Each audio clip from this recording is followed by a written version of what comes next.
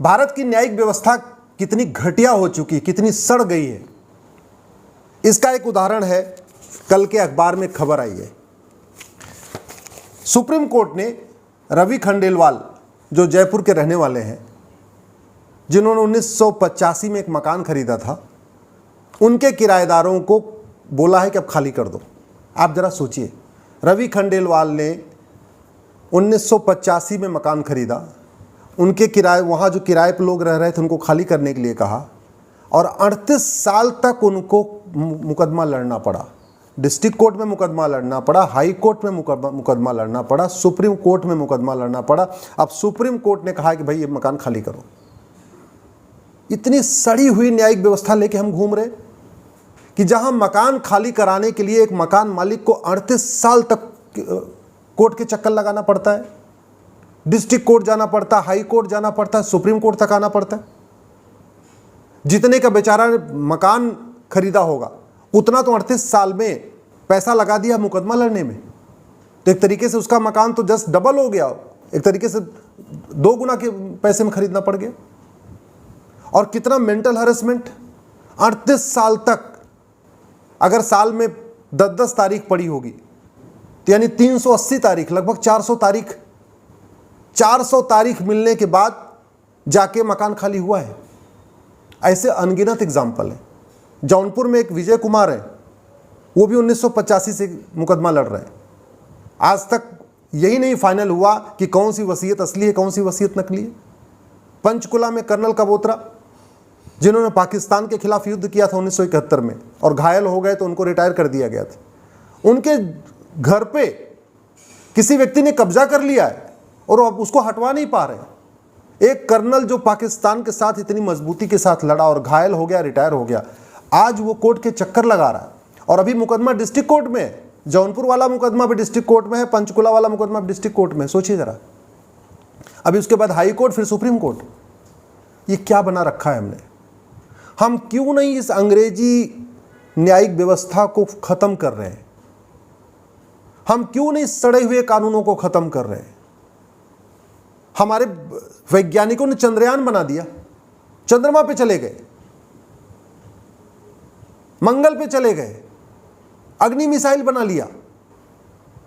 हमारे वैज्ञानिकों ने कोविड की वैक्सीन बना दिया 6 महीने के अंदर।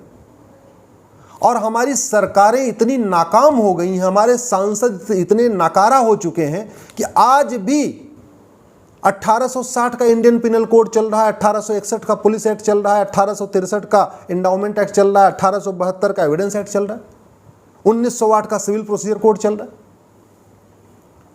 क्या इस देश में जज नहीं है, रिटायर्ड जज, कि कम से कम जिनको बुला के एक बार उनकी ओपिनियन लिया जाए कि भैया ये बताओ हमें स्पीडी जस्टिस सिस्टम कैसे, क्या क्या करना है, क्या क्या बदलाव करना है, बताइए। इस देश में हजारों की संख्या में रिटायर्ड आईएएस हैं, रिटायर्ड आईपीएस हैं, रिटायर्ड जज हैं, भूतपूर्व अटॉर्नी जनरल हैं, भूतपूर्व सॉलिसिटर जनरल हैं, भूतपूर्व एडवोकेट जनरल हैं। हम क्यों नहीं सबको बुला के एक बार एक हफ्ते, 10 दिन, 15 दिन केवल मंथन करते हैं, चिंतन करते हैं कि हमें 1 साल के अंदर मुकदमों पे न्याय कैसे मिलेगा, 1 साल के अंदर मुकदमों का फैसला कैसे होगा? इस पे चिंतन क्यों नहीं कर रहे? और चंद्रयान बनाने की लागत आती है, पैसा खर्च होता है, हाईवे बनाने की लागत आती है, एक्सप्रेसवे बनाने की लागत आती है, स्कूल बनाने में पैसा खर्च होता है, हॉस्पिटल बनाने में पैसा खर्च होता है। ऐसा कोई काम नहीं जो सरकारी काम है जिसमें पैसा खर्च नहीं होता है। और पैसा किसका? टैक्स पेयर का। टैक्स पेयर का हजारों करोड़ रुपए हर साल खर्च हो रहा है, हर काम हो रहा है।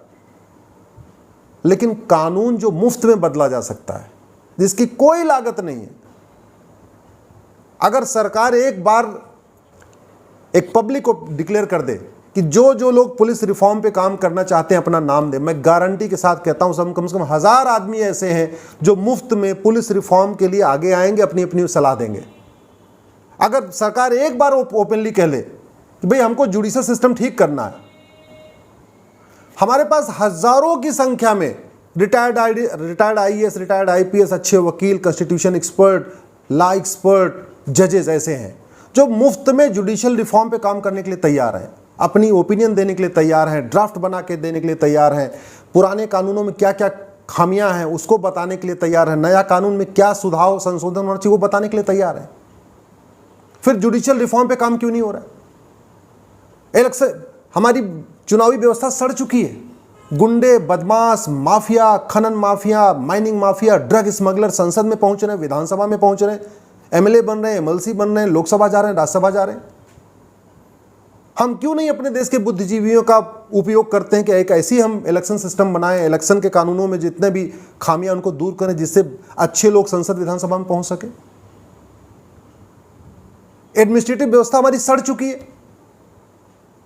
जो लेखपाल है, पटवारी है, चपरासी है तहसील का, वो भी अच्छे अच्छे लोगों को धमकाता रहता है, तारीख पे तारीख मिलती रहती है।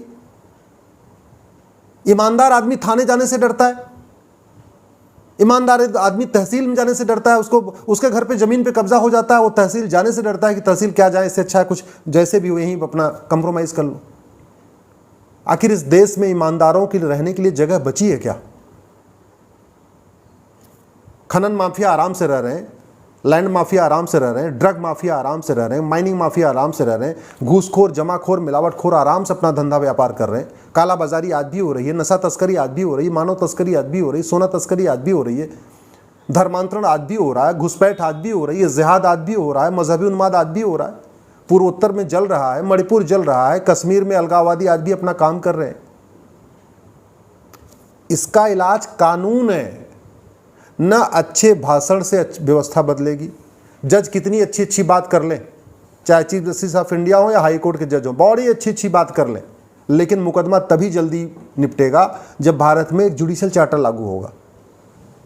गृह मंत्री कितनी अच्छी बातें कर लें, पुलिस के अधिकारी कितनी अच्छी बातें कर लें, थाने की दलाली तभी कम होगी, पुलिस का भ्रष्टाचार तभी कम होगा, जांच तभी ईमानदारी से होगी जब एक पुलिस चार्टर लागू होगा।